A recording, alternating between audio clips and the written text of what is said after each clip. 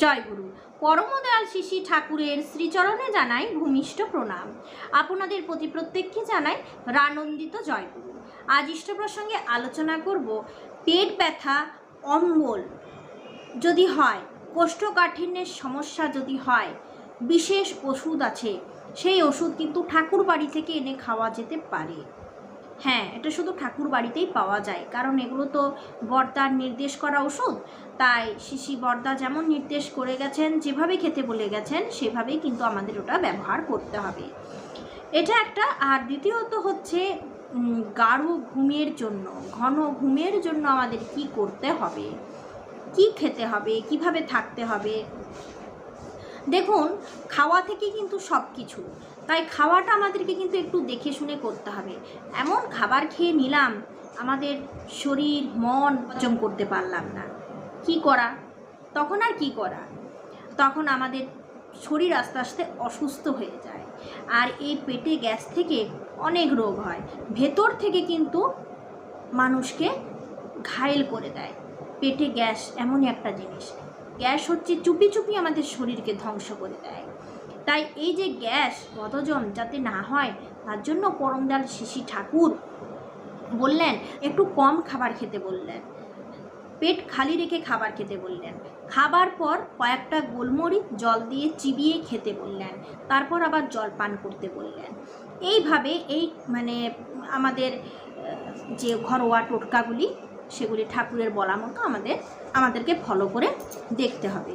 তো এখন ঘুম না হওয়া, পেটে গ্যাস, বদহজম, পায়খানা না হওয়ার জন্য যে সমস্ত ওষুধগুলো দেওয়া আছে, সেগুলো আপনাদের আমি বলে শোনাবো।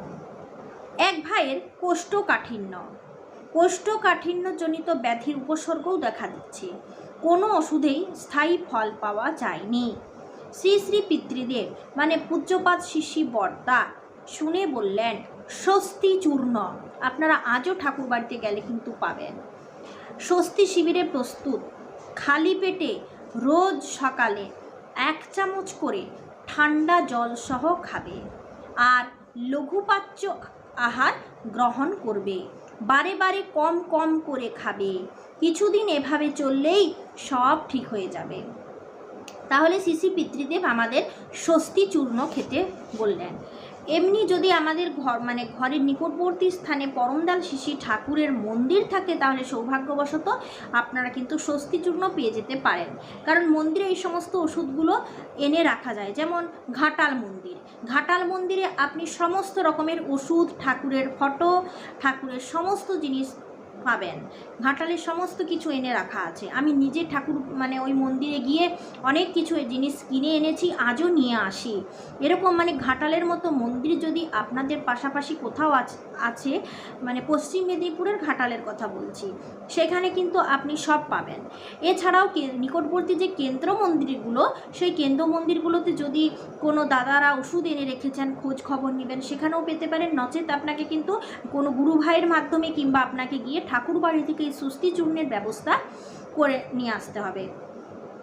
স্বস্তি চূর্ণ নিয়ে আসতে হবে, নিয়ে এসে ঠিক এইভাবে খেতে হবে। কোষ্ঠকাঠিন্য জনিত সমস্যা দূর হয়ে যায়। কিভাবে খেতে হবে দাদা এখানে বলেই দিলেন। এরপরে কিছুদিন এভাবে খেলেই সব ঠিক হয়ে যাবে। তো উক্ত ভাই বললেন যে বর্দা কতদিন খেতে হবে? শিশি পিতৃদেব বললেন খেলেই বুঝতে পারবে কতদিন খেতে হবে। এক দাদার মেয়ে লিখতে বসে হাত প্রায় ঘেমে যায়, লিখতে পারে না। এটা এক প্রকারের রোগ। শিশি পিতৃদেব জিতেন্দাকে নিম ফুলের তৈরি ওষুধ দিতে বলে দিলেন। জিতেন্দা ওই দাদাকে জানালেন ওষুধ নিয়ে যেতে। এক দাদার পেটে ব্যথা, অম্বল হয়। দেখুন, এই পেটে ব্যথা, অম্বল কিন্তু শুধু যে বয়সের কারণে হয় এমনটা নয়। ছোট থেকে বড় প্রত্যেকের কিন্তু এই অম্বল হতেই পারে। কিছু খায় না, তবু অম্বল হয়ে যাচ্ছে। অ্যাকচুয়াল খাবার দোষে কিংবা খাবার ঠিক সময় না খাবার জন্য এটা বেশি হয়।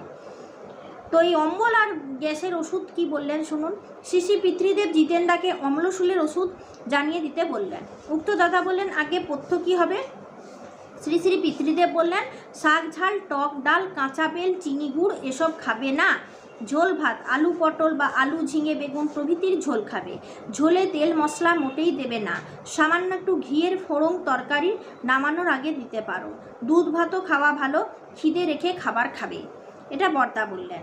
এক বয়স্ক মা শিশি পিতৃদেবকে জানালেন প্রায় মাথা ঘোরে, ক্ষুধা হয় না, অনেক সময় মুখে একটা তেতো তেতো ভাব, ডাক্তার বলেছেন ভেতরে কম বসে আছে। শ্রী শ্রী পিতৃদেব বললেন ত্রিপালি স্বস্তি সেবকদের দ্বারা প্রস্তুত, নিয়মিত কয়েক ফাইল ব্যবহার করলে এতেই ফল পাবে। আসলে ত্রিপালি ওষুধটা আমাদের অনেকেরই পরিচিত। এই ত্রিপালিটা আমরা ব্যবহার করেছি, বাচ্চাদেরও খাওয়ানো চলে। ত্রিপালির দেখবেন বডিতে যে সমস্ত মানে কম বয়স্ক বাচ্চাদের, বেশি বয়স্কদের, খুব মাঝারি বয়স যাদের, এরকম বয়স অনুযায়ী খাবার পরিমাণের কথা লেখা আছে ত্রিপালির বডিতে। আমার যতদূর মনে হচ্ছে আমি পড়েছি। তো এই ত্রিপালি ওষুধটা আপনারা কিন্তু এনে রাখতে পারেন। যখন সর্দি কাশি কফ হবে তখন আমার ঋত্বিক দাদা আমাকে বলেছিলেন যে এই সময় ত্রিপালিটা জলে মানে হালকা গরম জলে খেতে, ত্রিপালিটা একটু গরম জলে খেতে, কিংবা ত্রিপালিটা জলের সাথে মিশিয়ে সেটা একটু গরম করে খেলে সর্দি কাশি কফের পক্ষে খুবই ভালো। প্রতিদিন সকালবেলায় খালি পেটে ত্রিপালি খেতে বলেন। এটা খেলে আমাদের গ্যাস, অম্বল, পেট ব্যথা, বদহজম এগুলো কিন্তু ভালো হয়ে যায়। তাই এই ত্রিপালিটা আমাদের কিন্তু প্রতিদিন ব্যবহার করতে হবে, কিছু হোক বা না হোক। ত্রিপালি আমার ঋত্বিক দাদা বলেন প্রতিদিন খাওয়া ভালো। তাই এটাও আপনি কিন্তু নিকটবর্তী কোনো মন্দিরে যেখানে ওষুধ টষুধ এনে রাখা হয়, এছাড়াও আপনারা এটা ঠাকুর বাড়িতে গেলে সেখান থেকে ত্রিপালি পেয়ে যাবেন। এমনি কোনো দোকানে কিংবা ওষুধের দোকানে এই সমস্ত ওষুধ কিন্তু মেলে না। স্বস্তি চূর্ণ, ত্রিপালি এগুলো ঘরোয়াভাবে এনে রাখা দরকার। এছাড়া ঠাকুরের মুখে মাখা অনেক রকমের মলম আছে, সেগুলো আমরা ব্যবহার করতে পারি। পায়ে ব্যথা, গিঁটে ব্যথা, কোমরে ব্যথা, এই সমস্ত যে আমরা মুভ, ভলিনি জেল এইসব ব্যবহার করি। সুন্দর একটা আমি তেলের কথা বলছি, সেটা হচ্ছে নিসিন্দা অয়েল। সেই নিসিন্দা অয়েলটা আপনি কিন্তু পাবেন ওই ঠাকুর বাড়িতে গিয়ে। এই তেলটা ঠাকুর বাড়িতে গিয়ে এনে আপনারা একবার মালিশ করে দেখবেন, কোমরের ব্যথাতে খুব আরাম পাবেন। কারণ এই মায়েদের কোমরের ব্যথাটা প্রায়ই হয়ে থাকে। এছাড়াও আমাদের জয়েন্টে ব্যথা, মায়েদের কেন দাদাদেরও হয় জয়েন্টে ব্যথা, এর পেন রিলিফ একটা তেল, যে তেলটা আপনার কোনো ক্ষতি করবে না, অথচ আপনি আরাম পাবেন, নিসিন্দা অয়েল। এছাড়াও ঠাকুরের বলা আছে নিসিন্দা পাতার শেক ব্যথাতে নিতে, নিসিন্দা পাতার শেক নিলে অনেকখানি উপকার মেলে। তো যাই হোক, এটা আমাদের প্রত্যেকেরই মানে ব্যবহার করা দরকার, জানা দরকার। আচ্ছা, এরপর যেটা আলোচনা করব সেটা হচ্ছে 135 পৃষ্ঠা। এটা আমি ইষ্টপ্রসঙ্গের 2য় খণ্ড থেকে আলোচনা করছি। কৃপা সিন্ধুদা একবার বর্দাকে বলছেন, আগে আমাদের ঘুম কতক্ষণ প্রয়োজন? শিশি পিতৃদেব বলেন, কিরে কতক্ষণ ঘুমানো দরকার? প্রশান্ত দাকে বললেন। প্রশান্ত দা বলছেন 6 ঘন্টা। শিশি পিতৃদেব বলছেন, হ্যাঁ, কৃপা সিন্ধুকে লক্ষ্য করে। ঘুমও তো পরম পিতার সৃষ্টি, তিনি ঘুম সৃষ্টি করলেন কি জন্য?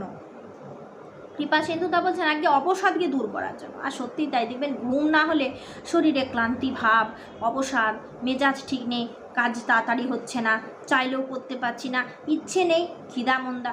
সত্যি একটু ঘুম মানে বিশ্রাম দরকার। ঘুম মানে বিশ্রাম। 1 ঘন্টা ঘুমিয়ে নেবেন, দেখবেন কত কাজ করে নিতে পারছেন, কাজের স্পিড কত। শ্রী শ্রী পিতৃদেব বলেন, একটা মেশিনকে যদি বিশ্রাম না দেওয়া হয়, যদি অনবরত চলে, তাহলে কি হবে? কৃপা সিন্ধুদা বলেন, ক্ষয় বেশি হবে। শ্রী শ্রী পিতৃদেব বলেন, তার মানে লাস্টিং কম দিন করবে।